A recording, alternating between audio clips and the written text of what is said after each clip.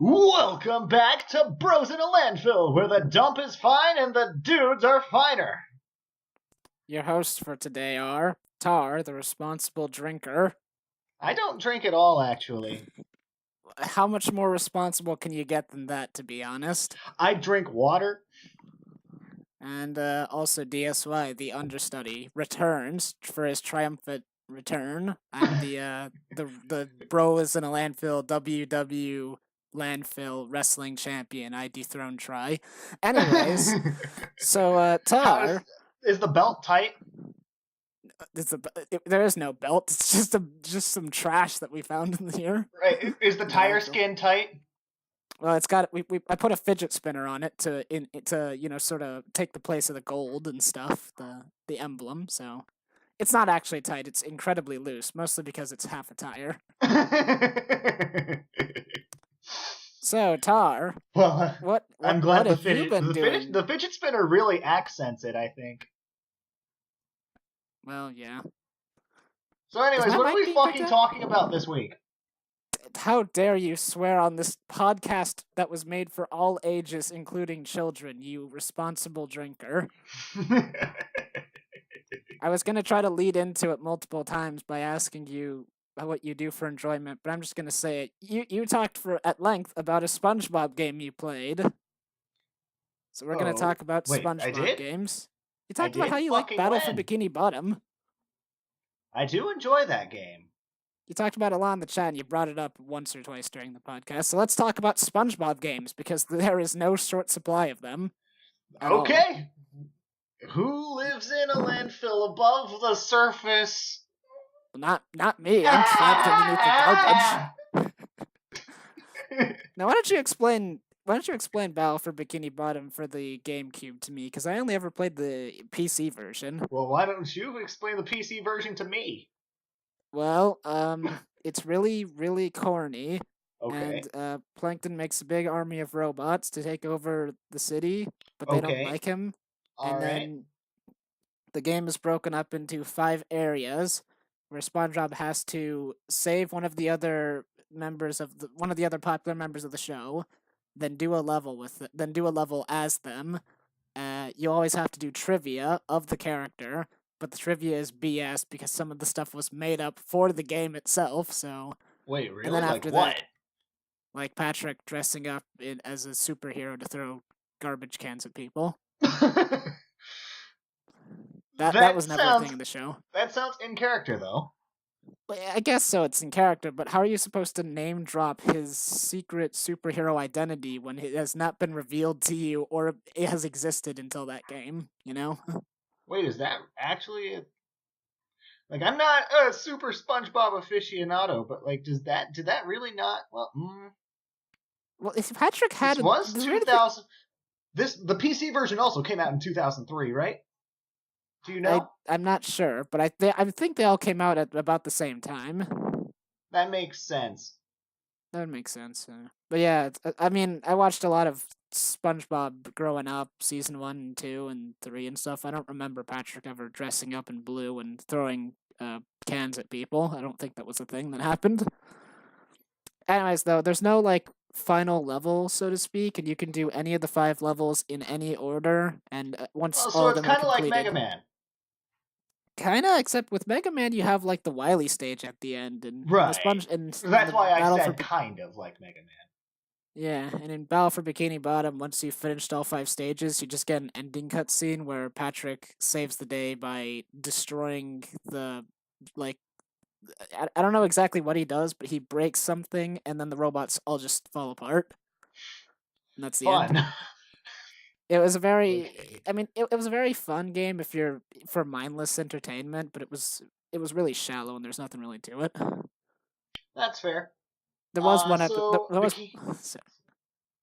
Oh, what?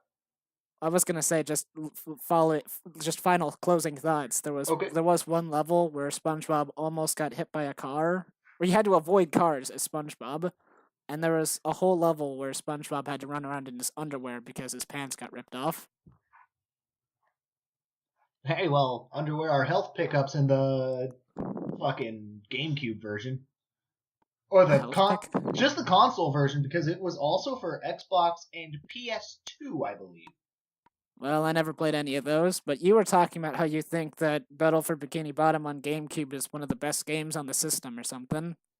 I remember you gave it very high praise. I don't remember what you said specifically. It's not that it really does anything unique, but like it takes the sort of Super Mario 64 mold, and it juggles its balls very well.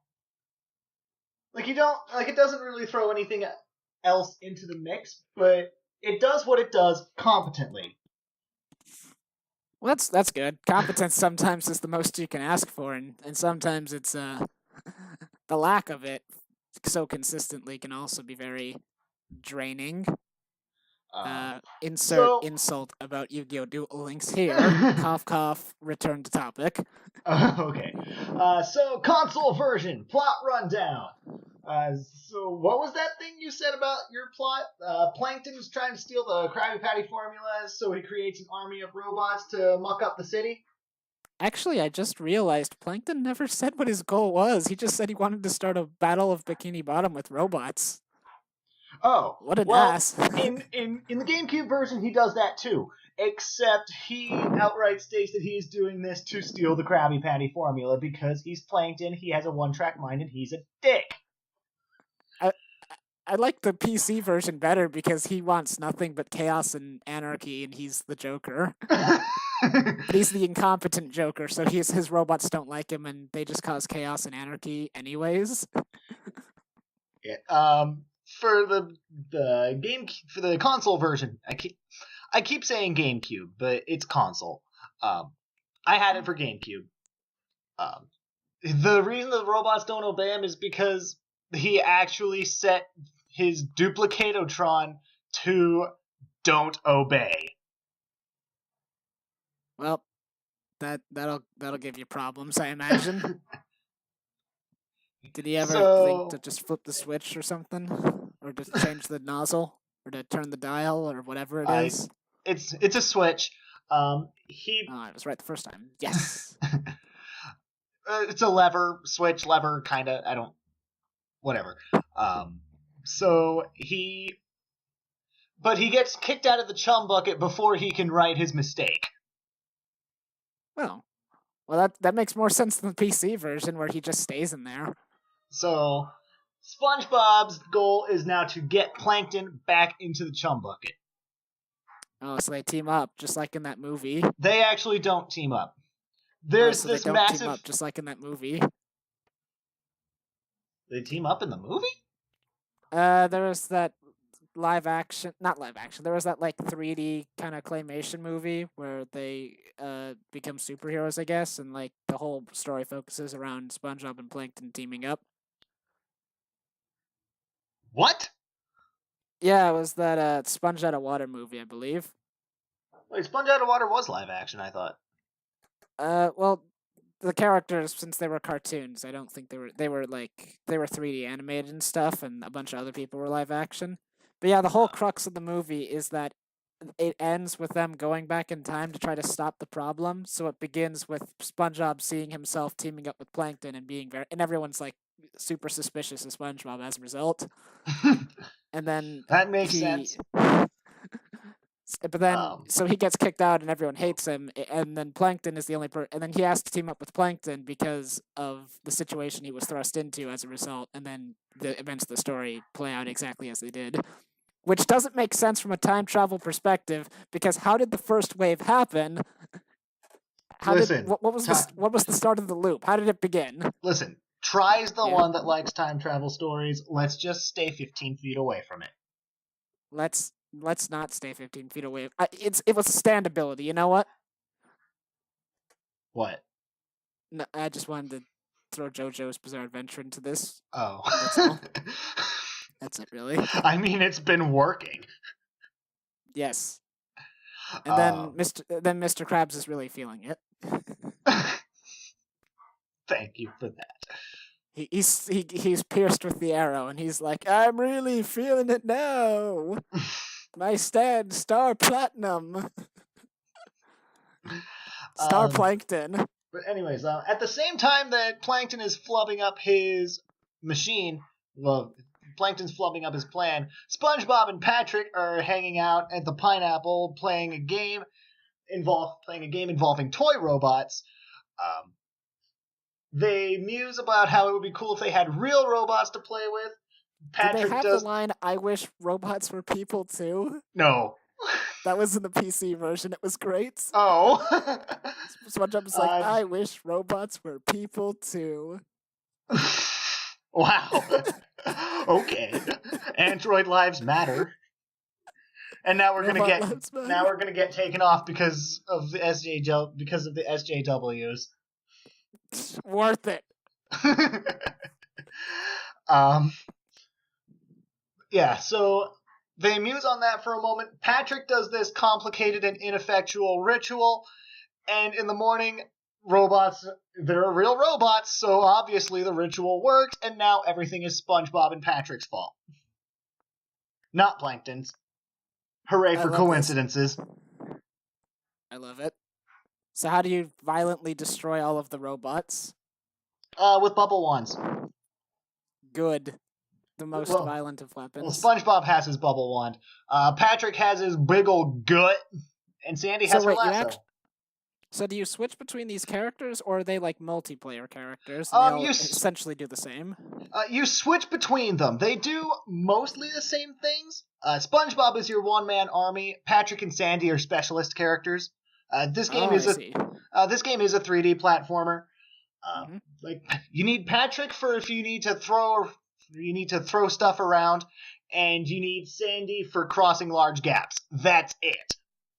Do you switch between them like exactly where you're standing, or do you have to talk to them to switch between them? You can only switch between them at designated areas. There's going to be a bus stop, and that's where you switch characters. Well, that at least makes sense. I like to imagine that the other two are just sitting on the bus waiting for whoever is actively running around, just playing patty cake with each other. Well, in each world, you can also only play as two characters, SpongeBob and one of the other two.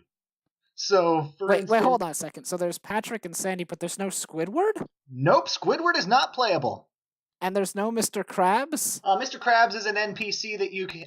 So, in-game currency are literally called shiny objects. Mr. Krabs' purpose is to give you the golden stars of the SpongeBob verse golden spatulas if you can give him a high enough number of shiny objects. And the number of shiny objects you need to give him for the next spatula always increases.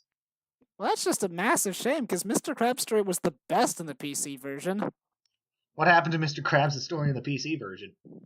Okay, so I told you, like, every character gets, like, locked up and you have to solve, like, a quiz to set him free. But Mr. Krabs' story is great, where he's in, like, this haunted boatyard, and his story, you have to pick up money and stuff it into barrels so he can steal it. And then also you have to have, like, really, really crappy makeshift wrestling matches with the robots for their valuable possessions. But the best part... Big, meaty claws! But the best part is, after you've stolen all of this stuff, which it is stolen, the robots stole the treasure and Mr. Krabs is stealing it from them, so he's stealing from robbers. But there's this part where I guess the robots have a bunch of hostages, and they're gonna throw them to their deaths or something. And at first, Mr. Krabs doesn't care, but then SpongeBob tells him that if he saves all those people, they'll be indebted to him so that they'll pay him. And he's like, oh, better go save them. Well, I thought he was going to go along the Krusty Krab route. Like, those could be potential customers, Mr. Krabs. Wink, wink, nudge, nudge. That is how he bribes him. Oh. Yeah, that is how he bribes them. But it's just funny how Mr. Krabs is like, I don't care about those guys, but they could be your customers. Let's save them! Quick! Of course. Saying, I wish robots are people too. Meanwhile, Mr. Krabs is like, fish lives don't matter. This is the worst episode of Personal Landfill. Mr. Krabs does give you some other missions, but no, he is not playable. There's no makeshift robot wrestling match thing? No. Well, there is one. The first boss takes place in a wrestling ring. Where you have to fight a scaled-up robotic replica of Sandy. That's a thing I noticed in a lot of these SpongeBob games. You fight robot versions of the main heroes. Yeah, that happens a lot. It happens a lot, yeah. The first time it was cool. The second time it's just, The third time it's like, all right, clear a path, Metal Sonic. Metal SpongeBob. Metal SpongeBob. I remember there was this DS game I played called like the Truth or Square DS game, which was I also played that one. The DS version? The DS version, yes. That game was so weird. Like, it took place entirely in SpongeBob's head, except for the very last level of the game, where Plankton, like, drives the chum bucket through the city. Giant robot Plankton. And you have to go inside it and destroy its heart. Well, I'm pretty sure the DS version was a really faithful recreation of the console version, of the Wii version. I have like the weirdest story about that Truth or Square game. I've seen snippets of the Wii version, and like the in-game dialogue is like exactly the same. So I'm wondering, yeah. Huh. So I'm wondering if like it is like the exact same story for the Wii. Huh. That's interesting. Yeah. Most of the times these variations are incredibly different, so. Yeah, I momentarily forgot that the game took place entirely in SpongeBob's head. That's weird. I don't remember if there was a robot SpongeBob in that episode in that game though. No, there was not a robot SpongeBob in that one. There was a robot Squidward and I believe a robot Patrick. Robot Patrick, I believe. I did not remember a robot SpongeBob. No, it's Robot Patrick, Robot Squidward, and Squidward was the best boss fight me. And yeah, he was pretty the chum good. bucket. I don't have that game anymore though, because I sold it at a yard sale, and I regret it now. And in SpongeBob for the in Bikini Bottom for the in Battle for the Bikini Bottom for console, there actually was a scrap Squidward boss fight. Which was that one SpongeBob game for the Game Boy that had a giant Squidward robot that you had to like jump on top of, and it was like it was like straight out of Sonic Advance 3. That one was Battle for Bikini Bottom for the GBA. Really? Yeah. Where you had to ride Mystery. Where you had to ride Mystery and eat bombs. Eat bombs? I played a lot of GBA games. I didn't play those. I was too busy playing the greatest video game ever created by humans. Baldi's Basics? SquarePants. God, how dare you use my joke against me? I can't believe this. I was about to be sarcastic, though, and say that... Because there was this one GBA SpongeBob game that was so awful, and I hated it, and I never completed it. Which one was it? That was Creature from the Krusty Krab. Yeah, I heard that one wasn't good. Wait. It was also a game that took place entirely inside of SpongeBob's head, because he was streaming it.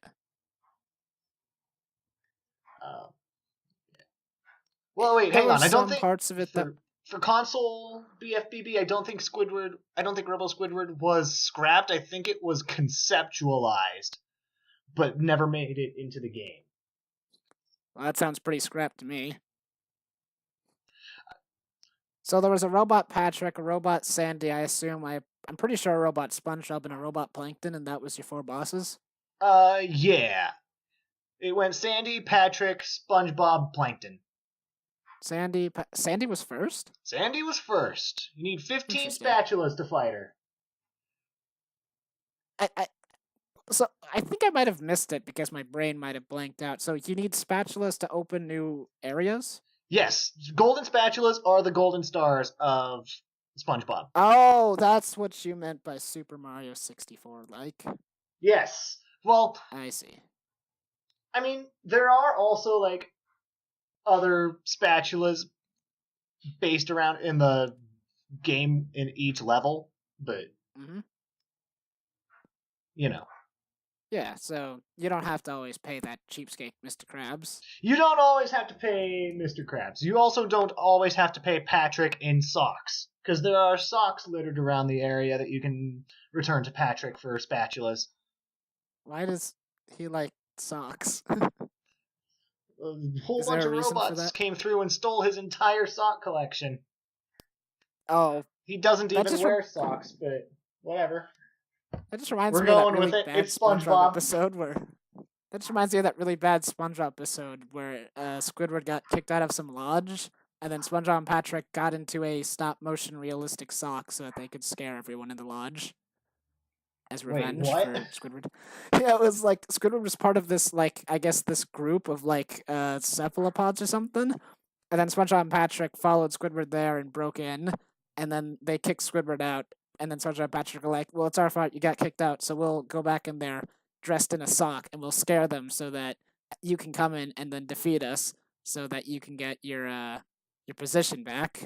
And then they dressed up as a sock. This sounds exactly like the Salty Spittoon. Salty Splatoon? I don't remember him ever dressing up as a sock to get in there. I think he just got punched. Like, he quote unquote beat up Patrick in order to get into the Salty Spittoon.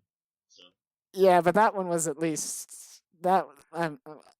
It does actually sound pretty similar. But that one had Weenie Hut Jr., which is the best thing ever. It was so good that it was in the SpongeBob Monopoly game twice.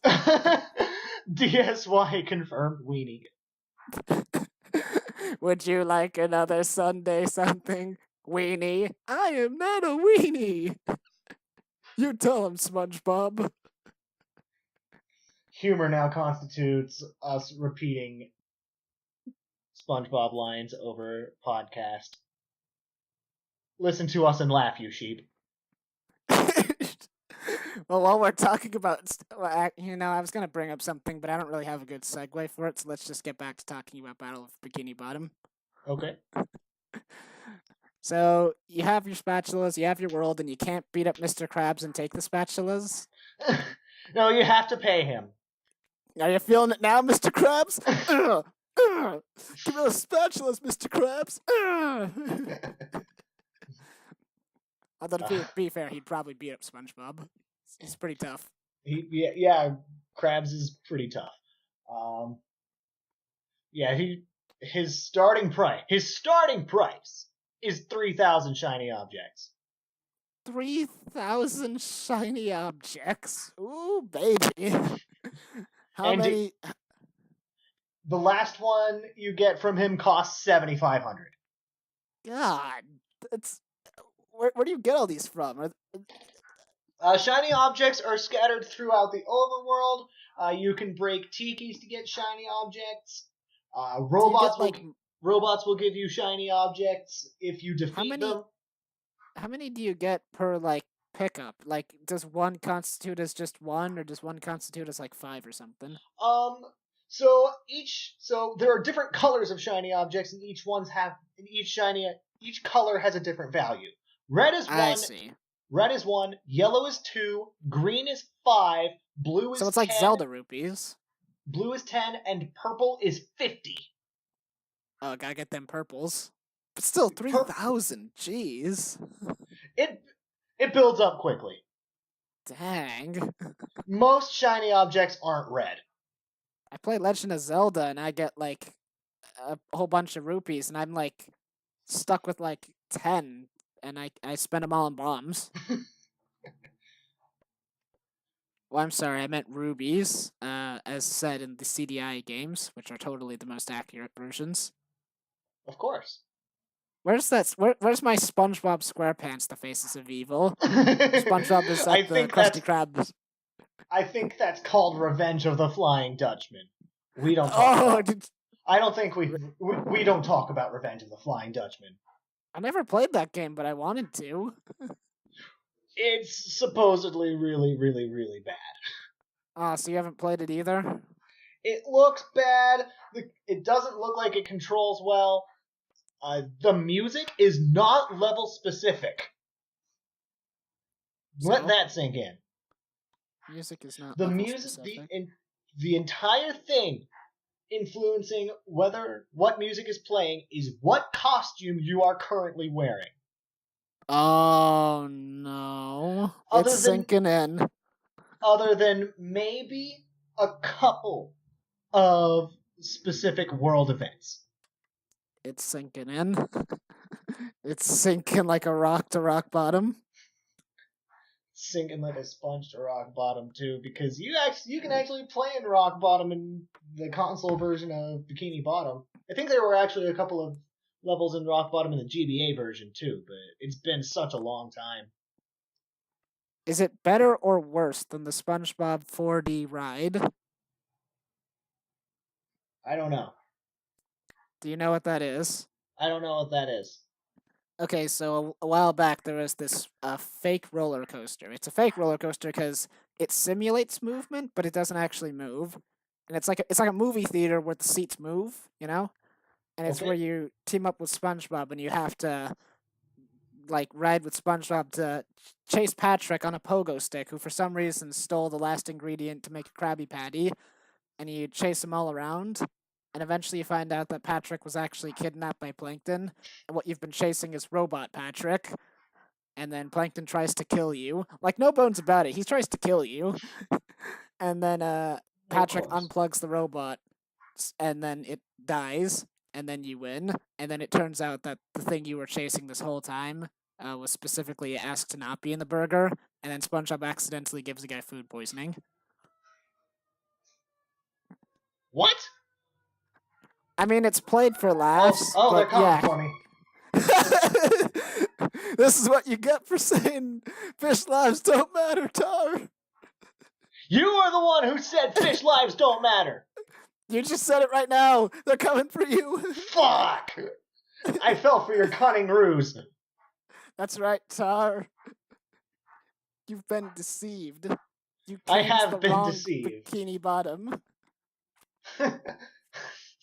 Speaking of deceptions, well, I'm thinking, should I bring out my secret topic weapon, or should I keep going? Let's keep going right now.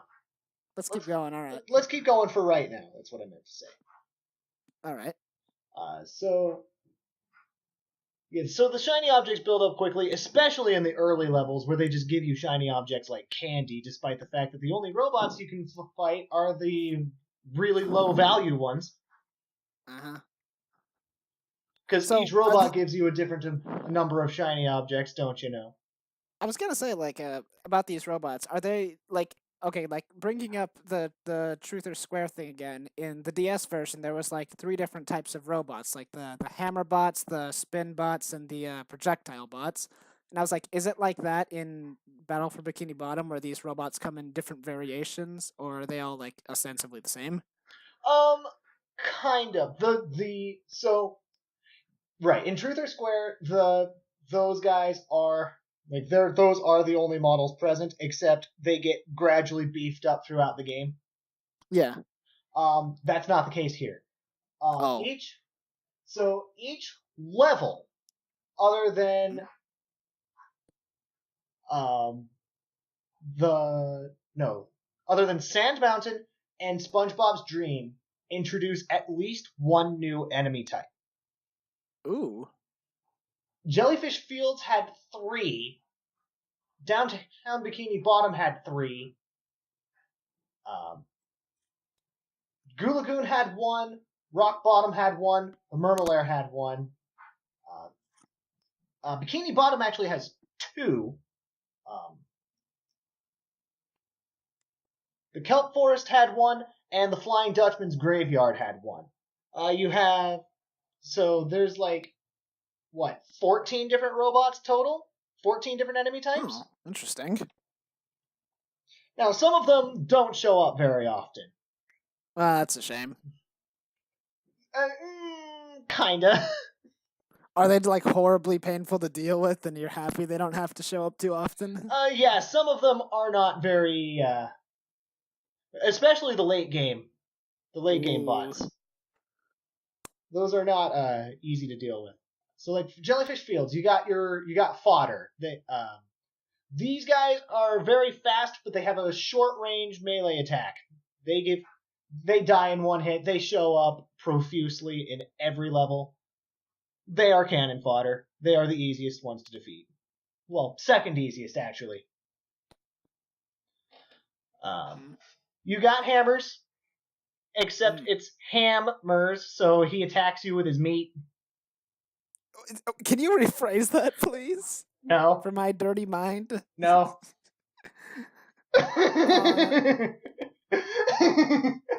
Which one of us said this was for kids again? Alright, that was me. No, he literally has a giant ham on a stick that he uses as a hammer. Who made these robots? Patrick? Plankton. Did he collaborate with Patrick? Yeah, the hammer has a medium-range melee attack. He spent a long time charging up his attack, so that's why he's an early-game robot. Again, dies in one hit. Next you have the Tartar. This guy is a projectile bot. He shoots 3 globs of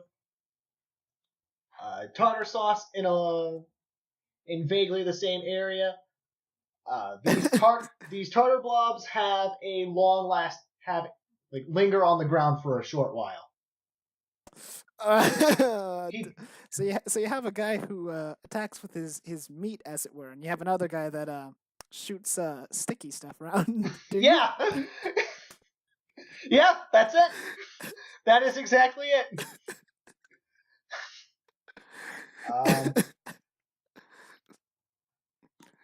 You have the chomp. Why have I done this to you? You have the chomp bots, and they have a ranged attack. It's a pseudo projectile. It lingers for a short while. Thank God I can't do anything with that. It's a breath attack. I have no way of twisting that, so you have your G-Loves, and those are your spinny guys. You have to defeat them from above. You have Chuck, who is the most... Did you just say Chuck? Chuck's a real bastard. Like his name is just Chuck? His name is Chuck. So he's a flying enemy that throws long-range tactical weapons at you.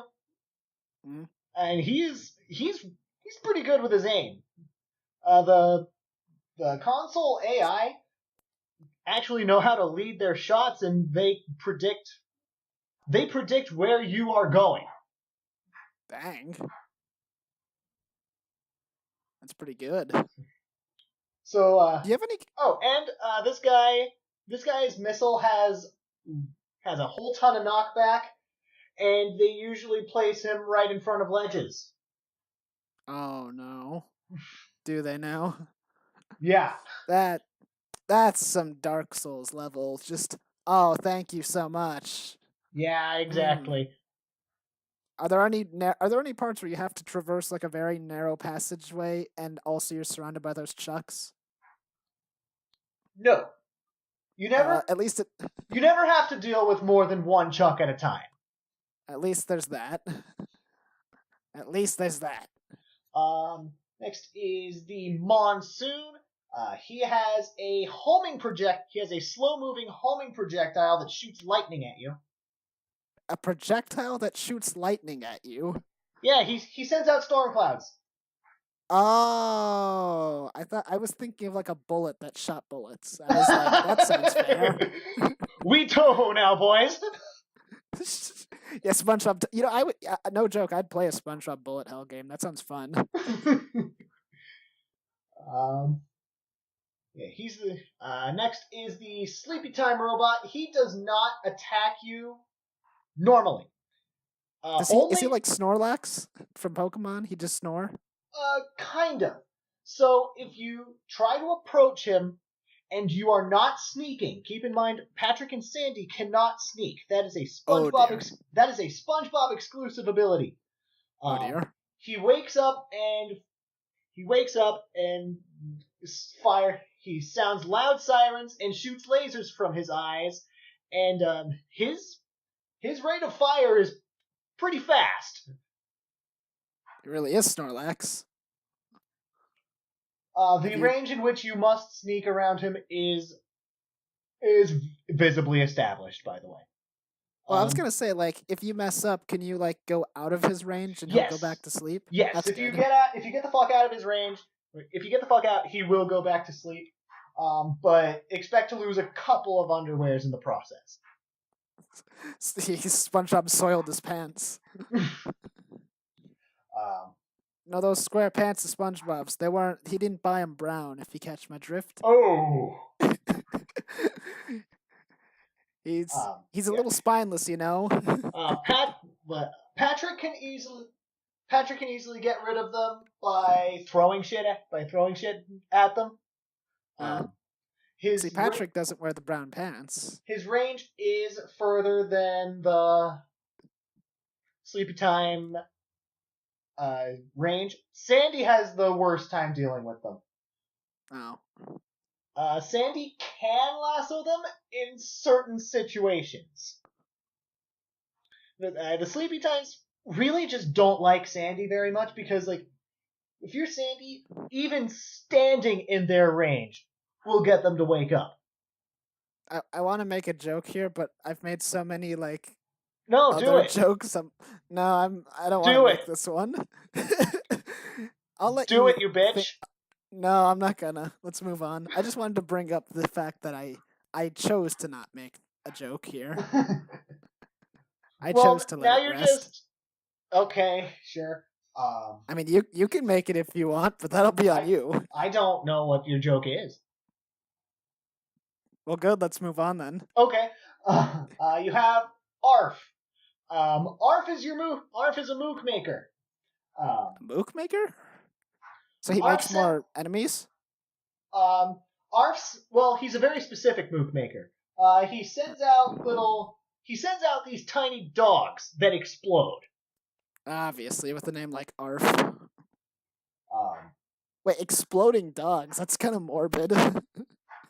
Well, they're robots. Oh yeah, that's right. I forgot robots aren't people yet.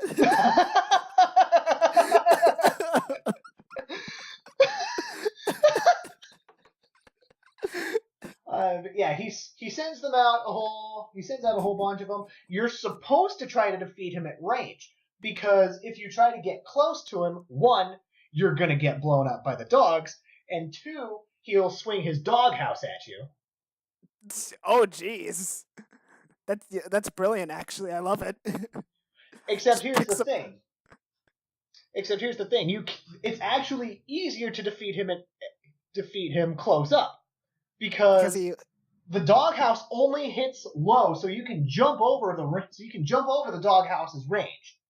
And if you try to use the first projectile, because you don't have access to the second projectile, so SpongeBob gets 2 projectile moves over the course of the game. You can bubble bowl or you can bubble missile.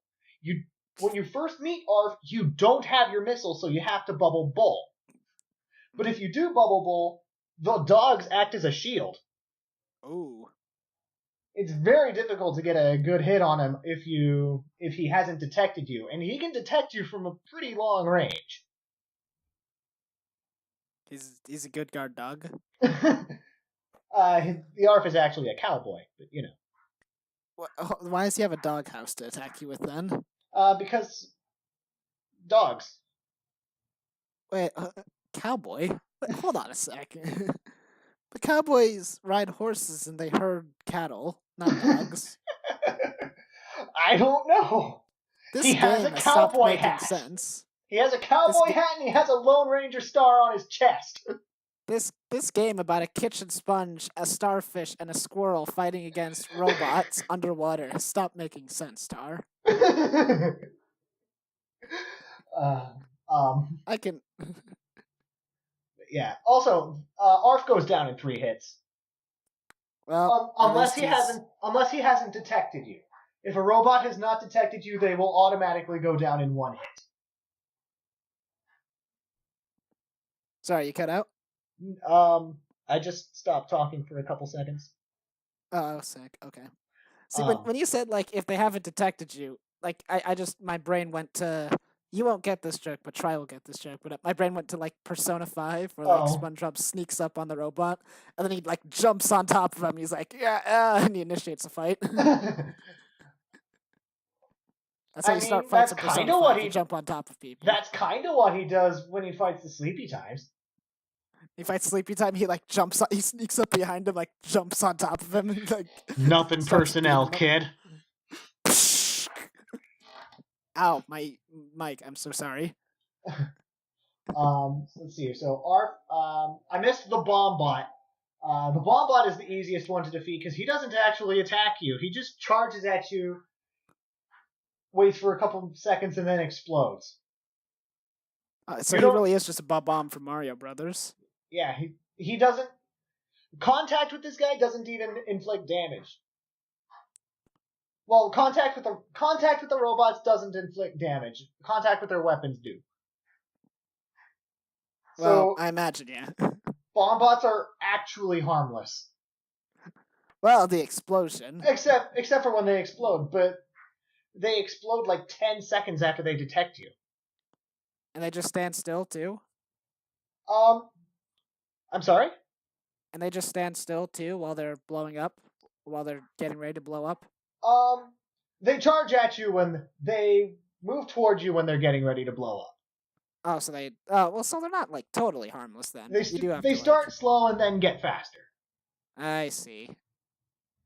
I would make a JoJo joke, but I think I've made too many already. I've hit my quota already. Oh! I've made too many Joe jokes already. I've got to stop. Oh, Joe jokes. Yeah. What did you think I said? I thought you were just going to say something about starting slow and then getting faster. No, I was going to talk about one of the characters who has bomb powers in JoJo. Oh. But I'm not gonna, because I've made too many JoJo references. So let's keep going. Then is the Bzz bot. They fire lasers.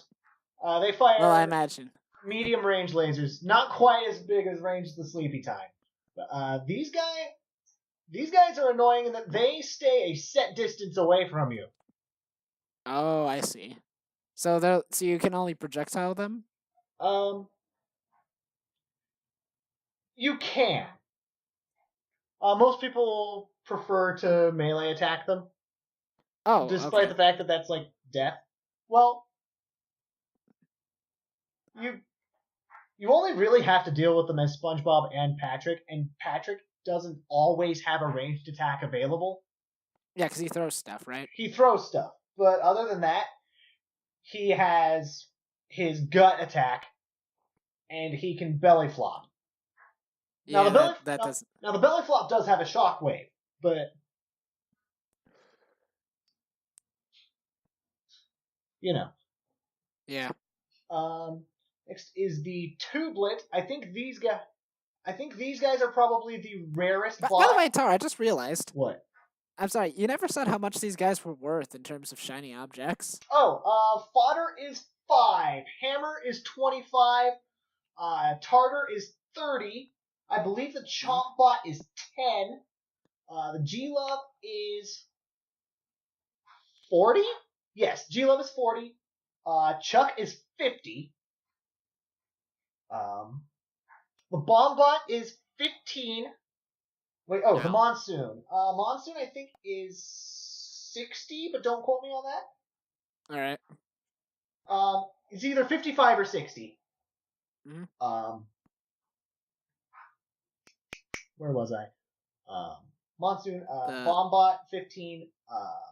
The ARF, I think? Sleepy Time is 70. ARF is 80. Ooh. The Bzz bot, I believe, is 25. No, not 25. I think the Bzz bot might be 25. He's either 25 or 20, but I don't. And I assume you fight a lot of these guys then, because my brain is still trying to think like 3,000 for your first spatula, and I'm thinking like, how many of these guys are you gonna have to kill? There are a lot of fodders in the first screens of the game. Oh boy. Lots of fodders, lots of hammers. Let's see here. Next is Tublet. These guys are the most annoying to deal with. Especially as Patrick. So these guys always come in 3. Oh, I see. And when they haven't detected you, they just kind of bumble about on their own. But when they do detect you, they stack up vertically. The bottom one will spew fire in a circle. So he's constantly rotating and spewing fire. So it's like a spiral pattern, kind of. If you destroy the bottom one, the top one starts spinning. And if you don't destroy him in time, he releases this gigantic explosion that respawns all of them. And the middle one doesn't. And I think the middle one starts spinning if you defeat the top one. So you have to kill them all in one fell swoop? You have to kill them all within a certain time frame. Oh, jeez. I can only imagine how much fun this is when there's like a bunch of them on screen at once. You generally only have to deal with one at a time. There is one place where two of them spawn, but these guys are the rarest in the game. They give you 90 shiny objects a pop. Wow, that sounds pretty good then. Although for the most part, so they debut in the Kelp Forest. There's two of them in the Kelp Forest. Both of the Tubelets in the Kelp Forest, once you defeat them the first time, they just fuck off permanently. Well, that means you can't grind them. Yeah. Oh, there are also Arfs in the Kelp Forest, and they also fuck off permanently if you destroy them. So you can't grind the 80 shiny object dudes either. I guess. Yeah, so Kelp Forest is not a good place for shiny object grinding. Because, actually, on that... Yes? I was going to say, on that subject, how much... You beat this game, I think, right? 100%ed it in 5 hours. Dang, so I imagine that means grinding wasn't all that much of a problem for you then. There are spots that grinding is easy. Well, I don't mean like easy, but I mean like you didn't have to do very much, I don't think, right? There is a certain spot in Goo Lagoon where you can get... I don't remember exactly how much it is. I want to say it's about 800 shiny objects in one fell swoop. Oh. And it's right next to one of the level exits, so you can go to the next screen, leave, blow it up, kill yourself, blow it up, kill yourself, blow it up, kill yourself. Wow, the things SpongeBob will do for money. Blow it up, drown, blow it up, drown, blow it up, drown, because those will respawn. Well, it's a living. Except for all the death. It's a dying, actually. It's a dying. If you knew what the fuck you were talking about. Just like SpongeBob is just like beaten and bruised. He's like covered in bandages, but he's got like a house full of money, and he's like, worth it. A house full of golden spatulas, you mean? Yeah, he's like, worth it. Worth it, definitely worth it. And the life all the way. And the last one is called Slick. These guys also fire projectiles. Please tell me they wear white suits and fedoras and they moonwalk. They do not. Damn! But they do have a shield made out of a giant oil bubble that you can only take out with a projectile. If you try to melee attack it, you get hurt. Cue the Metal Gear Rising clip of Coke Man with the super shield. I'm sorry, I forgot his okay. I can't believe Pepsi Man got an arch rival.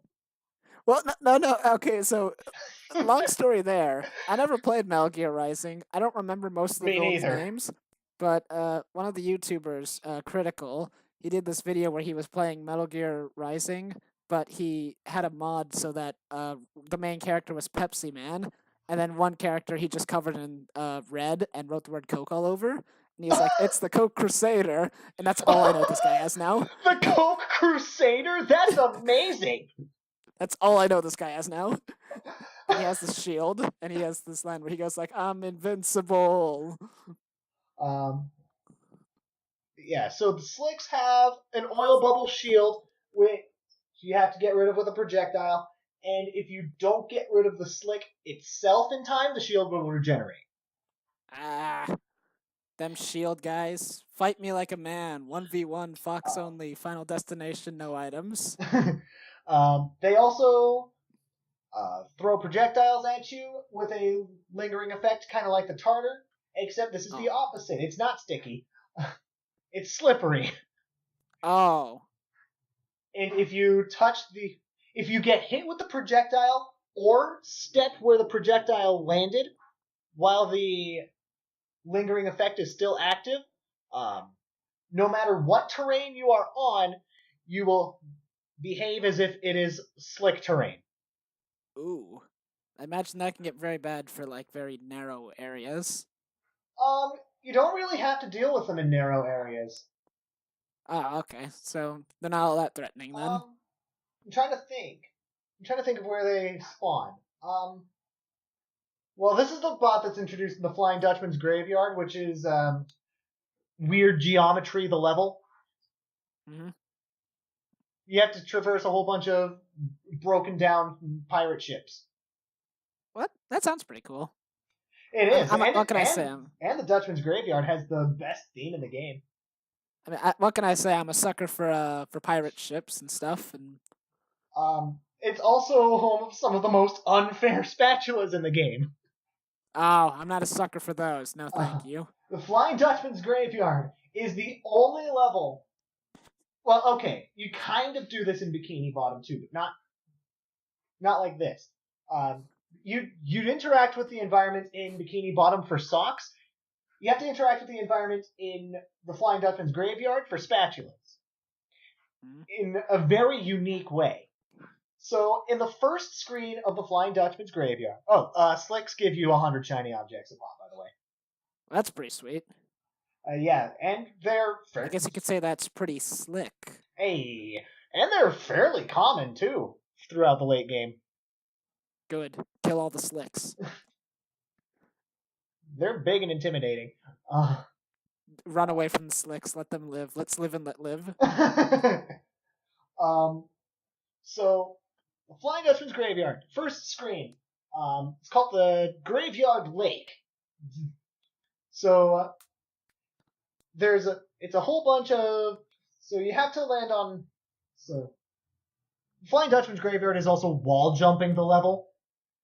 Oh, boy. Like, wall jumping... Oh, my favorite. Wall jumping wasn't a concept that was used very often up till this point.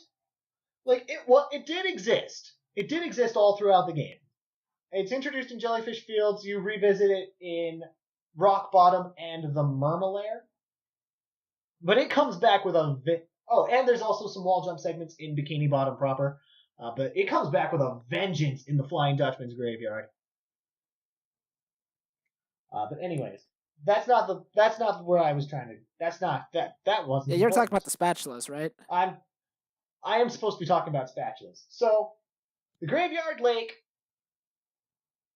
All of the Graveyard Lake is suspended over this radioactive goo. If you fall into it, you die immediately. Oh.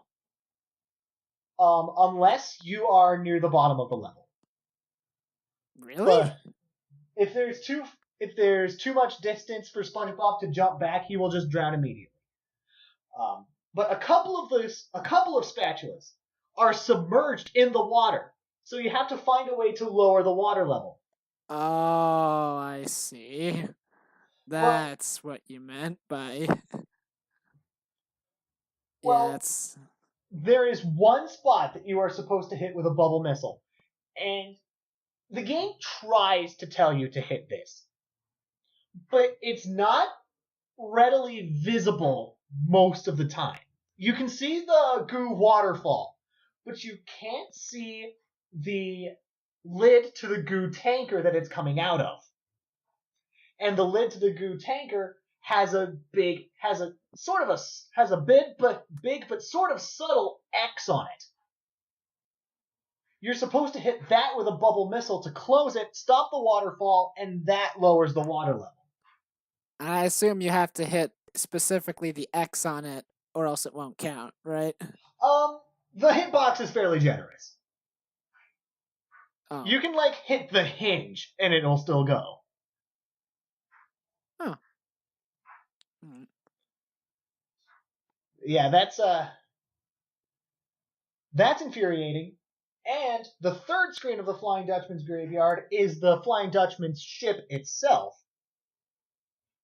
Now comes the moment of truth. Is it a cool ship or is it a bad ship? It's a cool ship. Well, all right, that's it. I'm sold. I'm going out to buy a GameCube right now so I can play this game. I've been through too many bad Flying Dutchman ships. I want a good one. Well, what do you mean by cool ship? Well, I mean, like, is it a level that you'd want to replay for fun? I think so. I think it's I think it's a fulfilling level, but it has another devious spatula on it. So the Flying Dutchman's graveyard. The point of the level is Flying Dutchman lost his ship. Robots overtook it. That guy just can't catch a break with his ship, can he? Robots overtook his pirate ship, and the robots made their own pirate ship, and those two ships are blasting away at each other. And the Flying Dutchman wants you to kind of stop that noise, Chief. Wait, hold on. So they stole his ship, yes, and then they got another ship so that they could have a fight with each other? Yes. Why? Exactly. What a bunch of jerks. I think they just did that because they hate the Flying Dutchman. Who cares? Robots aren't people. Oh, no. Maybe that's what's going on. Maybe it was Robot Wars, and then just SpongeBob and Patrick and the Flying Dutchman were also there. Flying Dutchman's graveyard is actually a Sandy level. Thank you very much. Oh, SpongeBob and Sandy were also there, and meanwhile the robots were like having it out with one another about their rights. Except this is robot v robot, so who gives a fuck? Well, no, it was internal warfare. Oh, wait, what? That doesn't make sense. Well, no, it was. It was a matter of difference between the parties that were trying to. One wanted to be diplomatic, and the other one just wanted to take over the world. Oh. Anyways, yeah. So you make your way up to the Flying Dutchman ship. You have to destroy the cannons on the robot ship, and then get the Flying Dutchman, get the Dutchman's cannons to fire at the robot ship. The Dutchman has 4 cannons on his ship that you have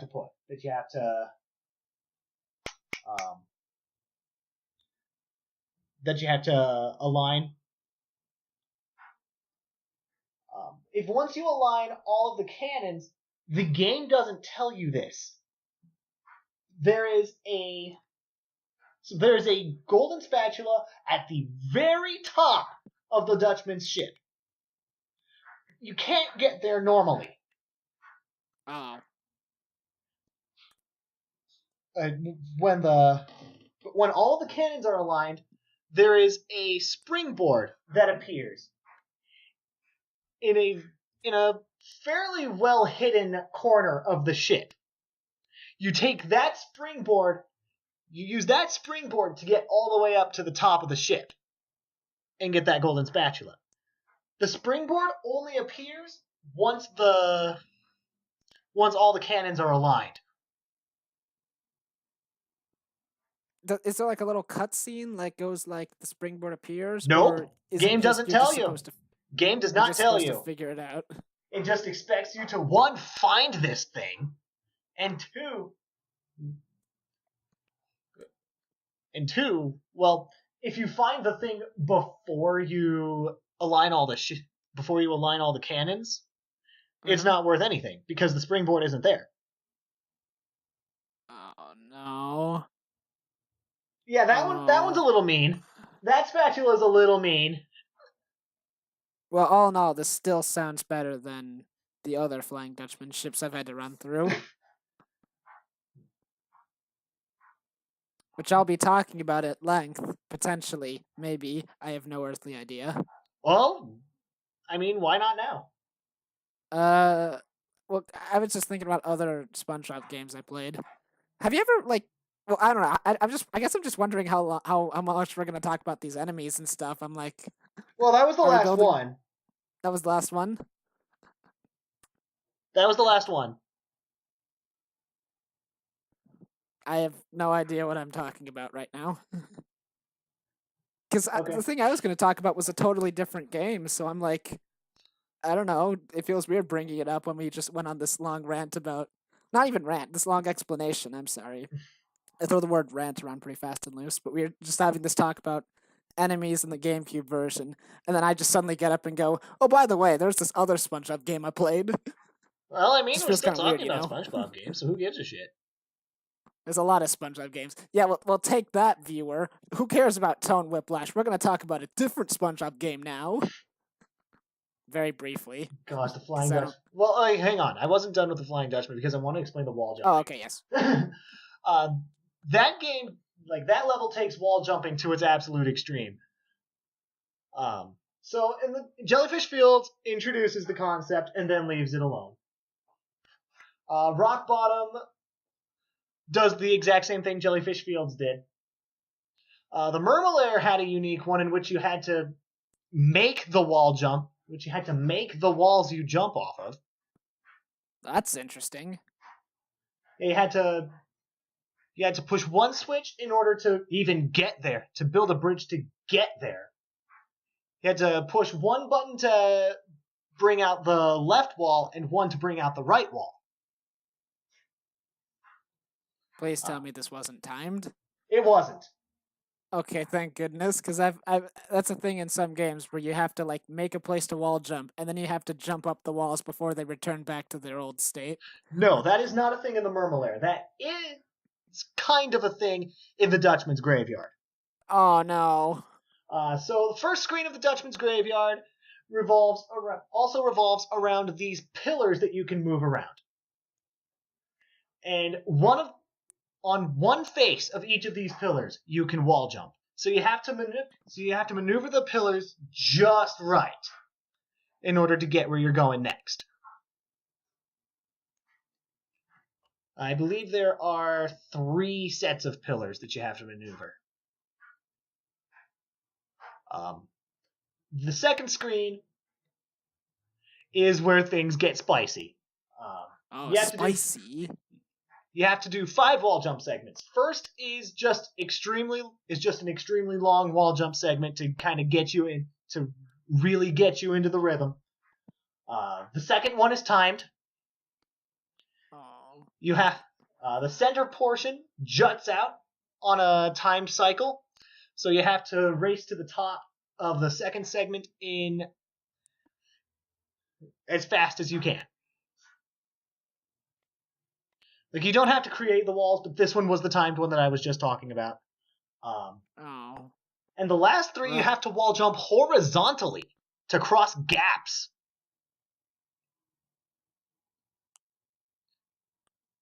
I'm trying to work that out in my head. So there's like a gap, and then you get onto the gap, and then you wall jump off of it to get to the other side? So imagine kind of like a canyon. Uh-huh. And imagine wall jumping from one cliff face to the other to traverse the canyon. If you fall inside the canyon, do you die? Not for the first one. The first one gives you a safety net because like that concept is a little bit weird, takes some getting used to. The second one is the exact same thing except there's no safety net. Oh dear. And the third one is the same thing as that, except you only get very small portions of the walls that move along. So, like, this 5th wall jump segment is... there's actually 6. I missed one. There's 6. This 5th wall jump segment is a couple of pirate sails that move along the rods. You know what I'm saying, right? Uh-huh. So the walls move. The walls move across the gap, and you have to stay in line with them. If the walls could talk, they'd ask you to stop jumping off of them. And the last one is a fairly lengthy segment where you have to wall jump at exactly the right rhythm. Yeah, put some DDR up for that. The wall SpongeBob puts on his headphones, get in the rhythm. The wall is actually a turnstile, and it rotates on a rhythm. So one wall is stationary, the other wall is the turnstile that rotates. You know, I just realized something. Yo, what did you just realize? None of this makes any sense. Why does you're underwater? You should just swim. You know, Listen, is SpongeBob able to swim? Yes. Well, wait, no, he can't actually. That's canon, I think, because he almost drowned once. Well, he can't swim in goo either. He can't swim in goo either, but can he swim under the water? Well, he walks just fine. Exactly, so he has to walk here. Well, you know what? You know what? You know what? What? I'm gonna run away now. Oh, bye. Is that it for the cast take then? Me alive. I don't know. Is it? I don't know. Is it? Oh, you were going to talk about a thing. Okay. I was just gonna say that there is this. I don't know. It's a game with a long backstory to talk about the Flying Dutchman. Honestly. There's this game called like SpongeBob Drawn to Life for the DS. It was a spin-off of another game that was just called Drawn to Life. And of course. One of the levels, level 3 was level 3 was rock bottom, and at the very end you had to like go on the Flying Dutchman's ship. Rock bottom is an extremely popular locale for a location that only showed up for one episode. Yeah, and it's always associated with the Flying Dutchman too. The Flying Dutchman was the boss of.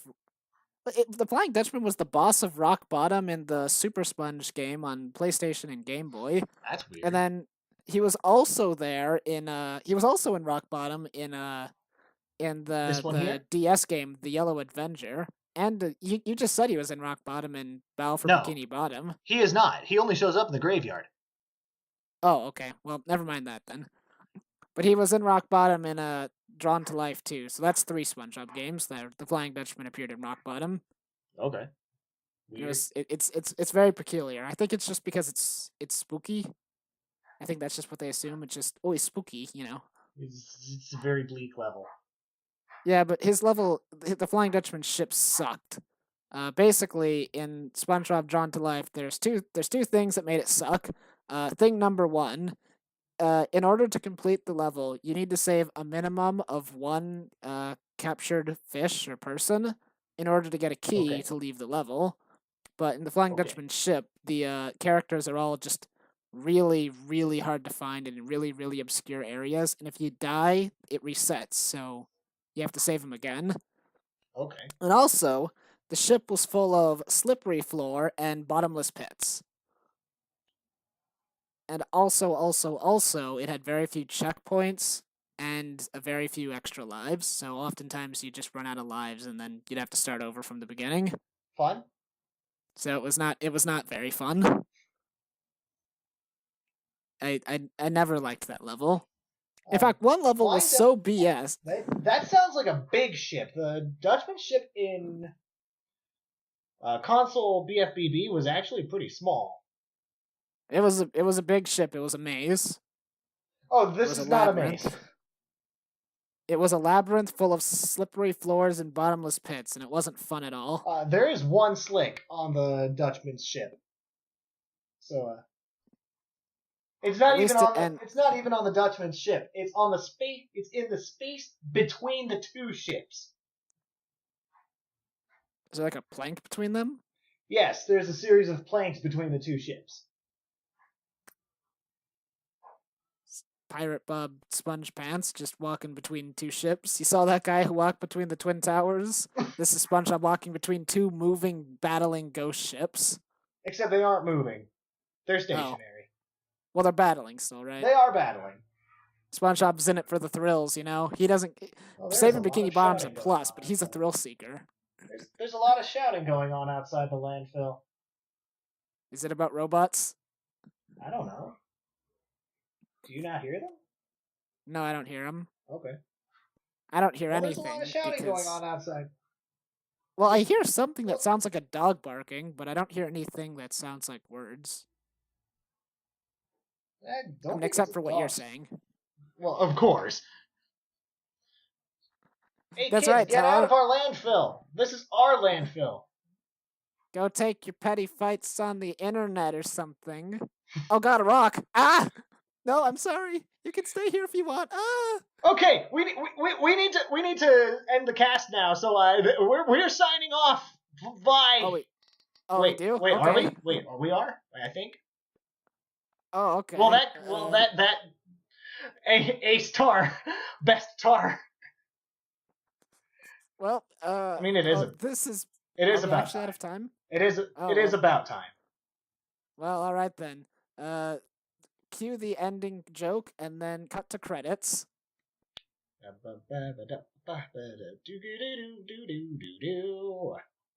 Oh wait, I just realized I never said fuck crabs. Fuck Mr. Krabs. Oh, I bet he's really feeling it now. Oh. Signing off. Signing it off.